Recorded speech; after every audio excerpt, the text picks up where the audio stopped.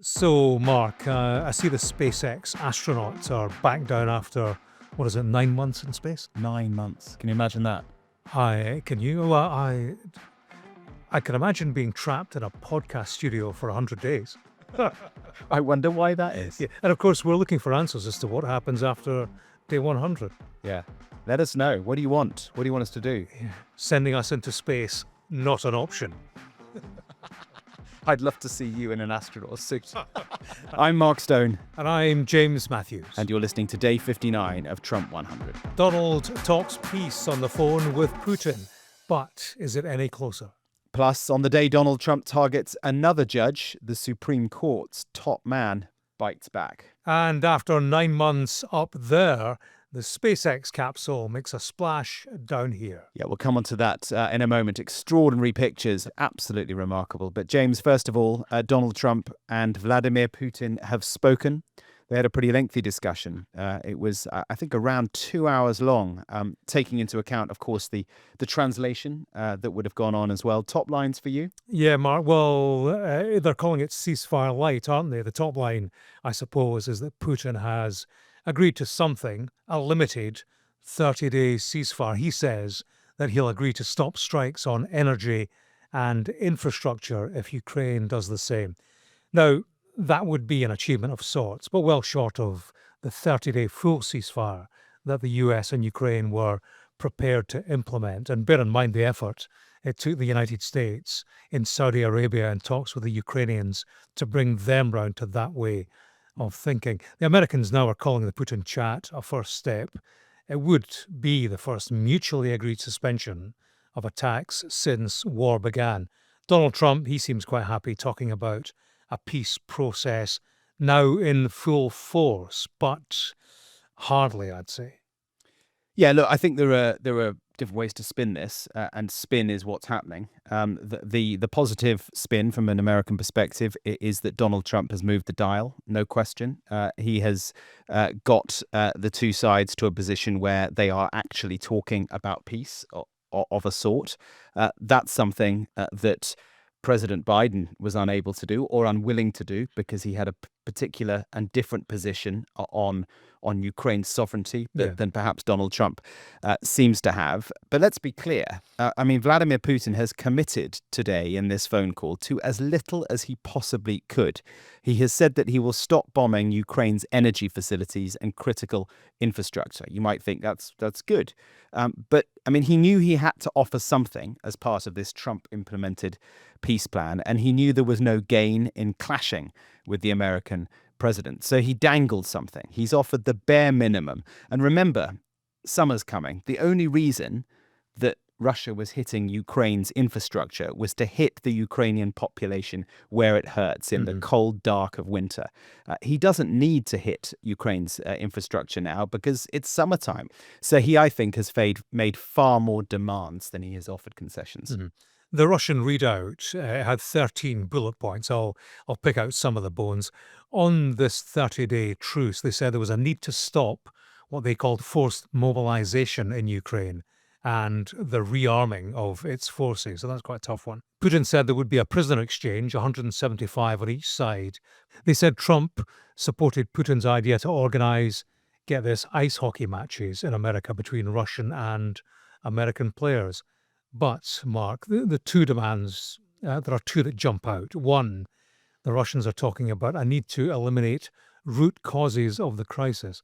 What they're talking about there is no NATO membership for Ukraine, demilitarizing the country, weakening it to a degree that would make it vulnerable to Putin, of course, a man who considers Ukraine his territory. That will not read well in Ukraine. And there was also the other key point, the business of military aid. But remember, too, that Ukraine's not at the table here. So they've done the deal with the Ukrainians. They've forced them to sign up to the 30-day ceasefire. Now Trump is trying to do the same with the Russians. There's an old diplomatic saying that if you're not at the table, then you're on the menu.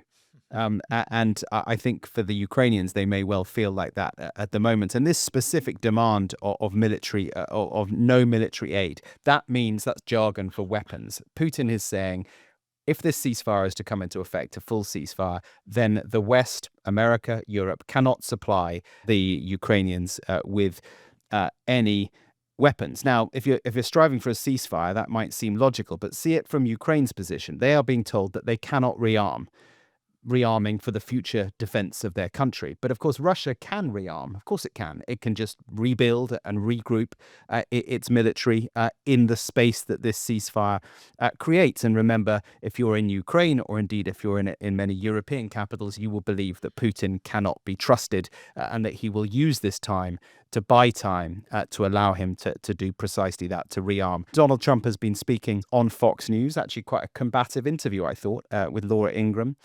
Usually pretty soft on the president, but I thought it was pretty combative.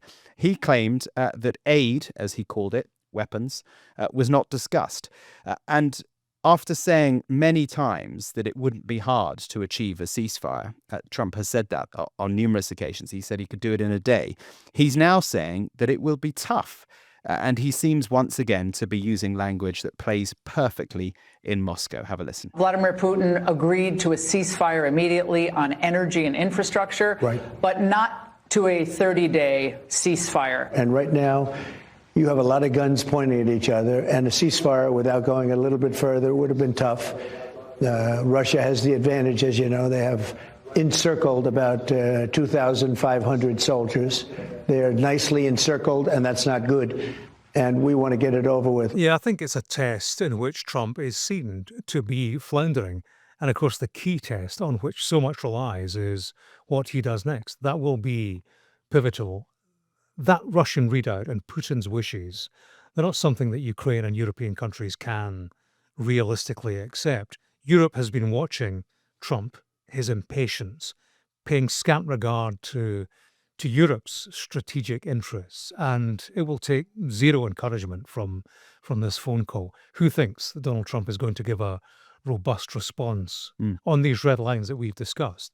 I think we would have heard them by now had that been the case. Europe and Ukraine will feel boxed into a corner by this. The next move for them has to be in conjunction with the United States, and it looks now like they are staring down the barrel of significant concessions, because that's where Donald Trump has taken them. Tonight, as we speak, over much of the east of Ukraine, the air raid sirens are wailing. And so I think Volodymyr Zelensky might well say, "I told you so." Putin can't be trusted, just after saying he would not hit infrastructure. So he seems to be doing. Now, James, yesterday on the episode, we talked about America's rule of law. We asked the question whether it is being trumped by the law of the ruler, and more fallout today on that. Yeah, to remind you of yesterday's story, it was the Venezuelan gang members, allegedly. They were deported, flown to El Salvador without appearing before a judge. In fact, there was a judge who ordered that they be flown back. The government said, too late, they're already over international waters. That same judge is now looking for more information from the government. He's issued an order halting deportations using this archaic law that was invoked. I think what's fascinating for me is that there are two such starkly different positions that people are taking here. There are those that are backing up the president and saying he's doing precisely the right thing. These guys are criminals. They shouldn't be in our country. They were here illegally. They're gang members. They're rapists. They're murderers, all the rest of it. He is doing everything he can in his power, and it is his right to do it, to get rid of them one way or the other. And then, of course, there are others who say, right, they may well be all of those things, but we are a country that adheres and respects the rule of law. Get them out of here by all means, but do it the correct way. Now, Donald Trump's view is the judges are all liberal lefties. They're all against what I'm doing, so I'm going to have to override them. And that's where the Supreme Court's stepping in. Yeah, and of course, the Trump administration, you hear them saying, we don't care what judges are saying, we're going to do what we were elected to do. Now, Donald Trump was elected to bring down grocery store prices, to heal the economy.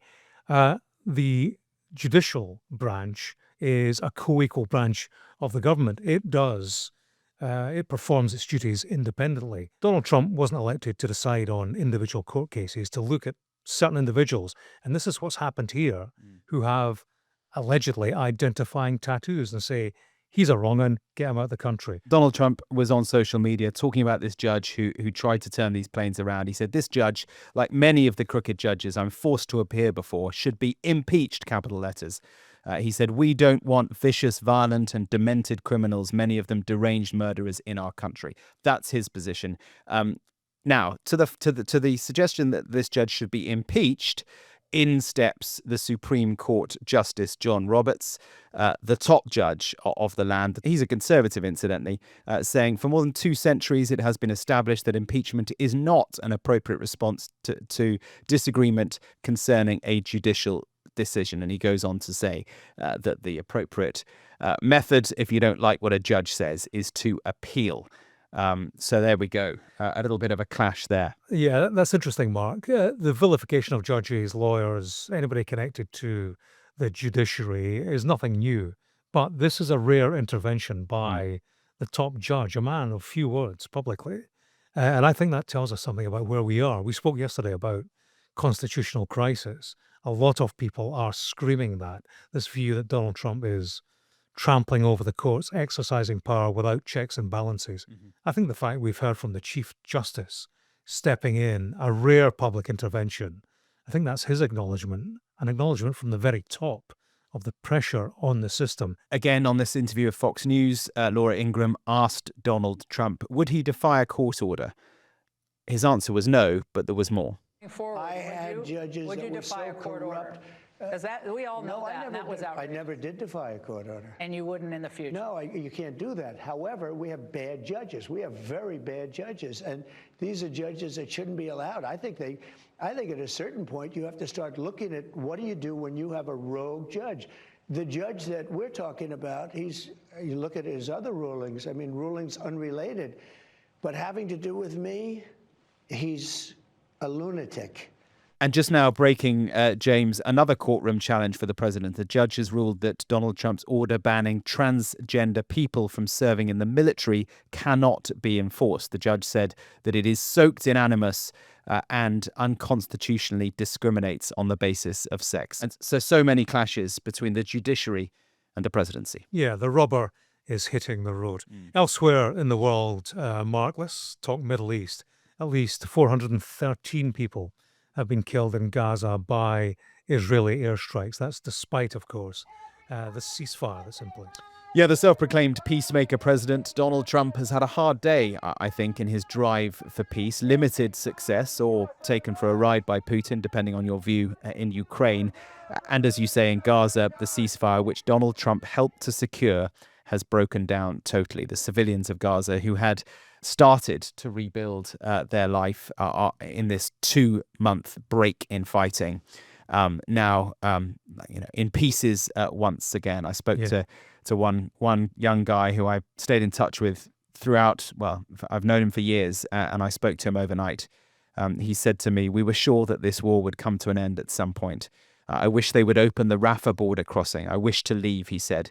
"I cannot take it anymore." And I think he speaks for so many. Look, all I would say briefly, James, is that in Ukraine, Trump might achieve a stop to the fighting, a ceasefire of sorts. It will require giving in to Putin on quite a lot, as we've discussed, and I think it will require forcing Ukraine to agree to lots that it doesn't want.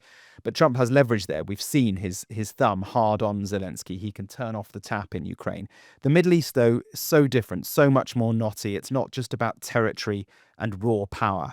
It's about ideology and the politics there, of course, making things peace so hard to achieve. Most of Israel's cabinet, including the reinstated far-right Ben-Gvir, they keep Netanyahu in power. And the head of the military as well, all of them have effectively said that they want a long ground campaign to defeat Hamas to go on. So, Hamas showing no sign of disappearing. On the contrary, as the war goes on, I think their support grows. In the Middle East, if Donald Trump wants to achieve peace, he is going to find that extremely hard indeed, as presidents going back generations would tell him. Yeah, on Ukraine, the more straight line conflict, Trump's negotiation skills are in considerable doubt, I think, faced with the subtleties of the Middle East, even more so. Anyway, better news. Yeah. Extraordinary pictures, as I mentioned at the beginning, coming into us from off the coast of Florida. 2 astronauts, Sonny Williams and Butch Wilmore, who were in space on an 8-day mission, ended up being many, many months. They finally returned back to Earth. Yeah, quite the spectacle, a real moment for our times. The pair splashed down in the ocean off the coast of Florida on board, incidentally, a SpaceX capsule. SpaceX, of course, owned by Elon Musk. If you're listening to this episode, do go and Google the moment and watch the splashdown complete with dolphins as the pair return to Earth. It's Don't Google it. Look on the Sky News website, James. Yeah.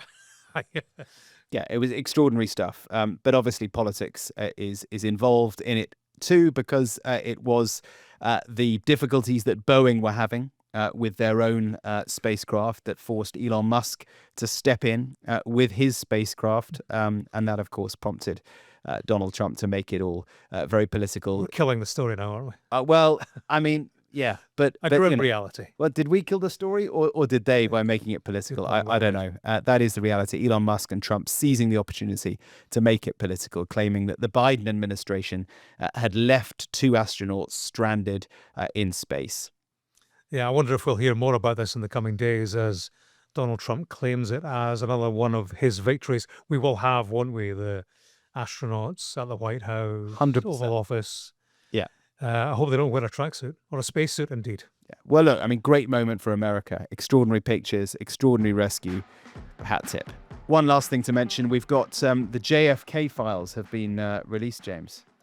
Yeah. Sadly, we can't tell you what's in them because they're how many pages are they? The mystery grows. Yeah. 80,000? 80,000. Okay, but what we will do, we will pledge to go through them I hope you're not concealing anything, Mark. as quickly as we can and give you some of the highlights tomorrow. Okay, look forward to that. That's it for today. Before we go, a reminder to send us your questions for this weekend's Q&A episode. Thanks for joining us for day 59 of Trump 100. See you tomorrow, day 60. Day 60. Wow. We're getting there.